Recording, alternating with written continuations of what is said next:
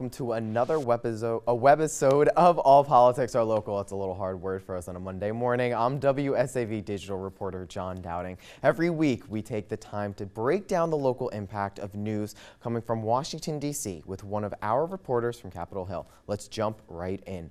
The president announced last week the administration will not increase a tariff on Chinese goods as they had previously hinted. There is still a chance these tariffs could increase in December if a new trade deal with China is not reached.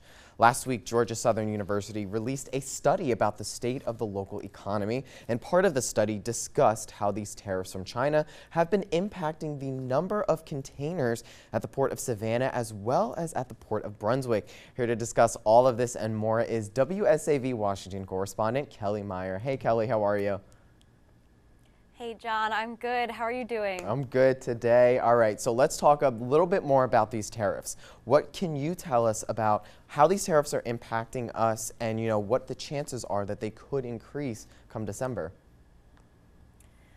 Well, yeah, like you said, we saw that discussion of this first phase of a trade deal between the U.S. and China. So a positive, hopefully, outlook for this as President Trump seems keen to make this deal between the U.S. and China go through. So we're looking at this first phase. Let's take a look at that. It's October 11th. We saw this tentative agreement of the trade deal between U.S. and China. So that looks like China agreed to buy up to $50 billion of U.S. farm products annually as the first part of the phase. They hope, the White House hopes to sign a full U.S.-China trade deal by mid-November, they said. That's when the Asia-Pacific Economic Cooperation meetings take place in Chile in November on the 16th and 17th. So it seems like what's coming out of the White House is a positive and hopeful sign that they're going to get something signed. And like you said, that would have an impact in the Savannah area as well as across the country and globally. We're seeing that this deal can really have its impact throughout the world. And I think you touched on something very important, was the fact that the administration feels they are making some grounds and that they are getting a better chance of being able to reach an agreement sooner. They said last week that talks with the different people in China, the different people they're negotiating with, has gotten a lot better, and that they're making grounds on some different areas, talking about different copyright laws, licensing, stuff like that. So I think there could be some hope when it comes to this China trade deal, because it is greatly impacting the port, obviously everywhere, like you said, globally, but it is impacting the port here in Savannah a lot. Right, and they did have discussions this past weekend as well, so those discussions and meetings continue as they hope to see a second phase and even this long-term deal reached, like they said, hopefully by November, if not December. Well, hopefully that will come soon. Now let's shift gears a little bit to another big headline that came out of D.C. last week. I think he represented sort of the best of what a congressman is like. I don't think we will see his likeness again soon.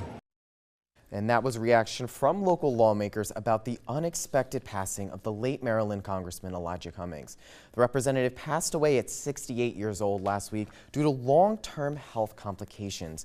The loss of the representative will have a lasting impact, of course, but especially now. So let's dive into this right now, Kellie. Why did the representative have such an important and impactful role, not just on the Democratic side, but on the Hill in general?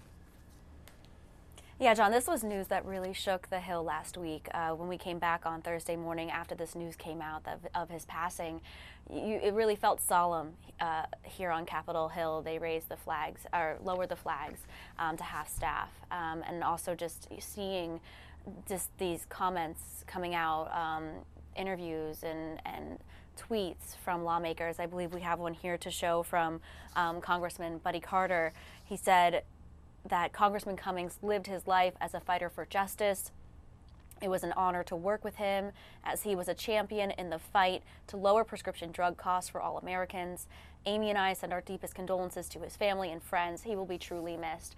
And that was something you saw from both sides of the aisle. And he really bridged both sides the House, the Senate, both parties in his role here. Obviously, many people know him as the civil rights leader, but he was more than that to the people here on Capitol Hill. He's going to be here this week on Thursday for a Lion State in Statuary Hall.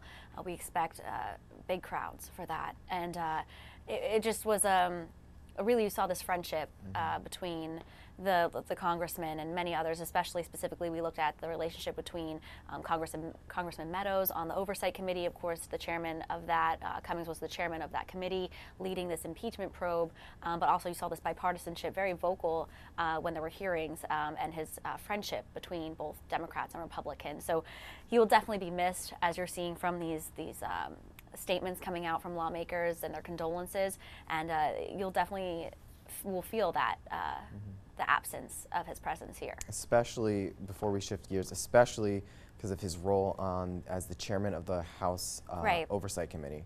Yeah, so all right, well, let's shift gears really quick before we head out. President Donald Trump is visiting South Carolina this week as part of a bipartisan event on criminal justice reform. On October 25th, the event will be at Benedict College, a historically black college or university in HBCU, and it's in Columbia, South Carolina. Now, Kelly, before we go, any quick thoughts about what may come out of the forum and what President Trump and others who are going to be in attendance can expect?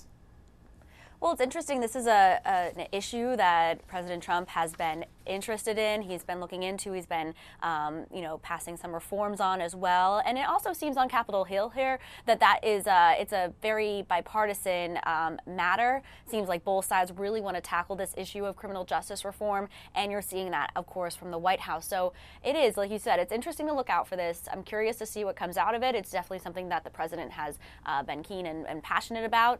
So I'm curious to see what comes from this on Friday and any kind of reform that might come out of it as well. Great. Well, thank you so much, Kelly, for another great week with speaking with us. It was our pleasure to have you here. We look forward to seeing you next week. Oh, me too. Thank you guys so much. I appreciate it. Of course. Well, News 3 is your local election headquarters, so remember to stay with WSAV News 3 on air and online for the very latest. Thank you again for watching. I'm Jon Dowding. We'll see you next week when All Politics Are Local.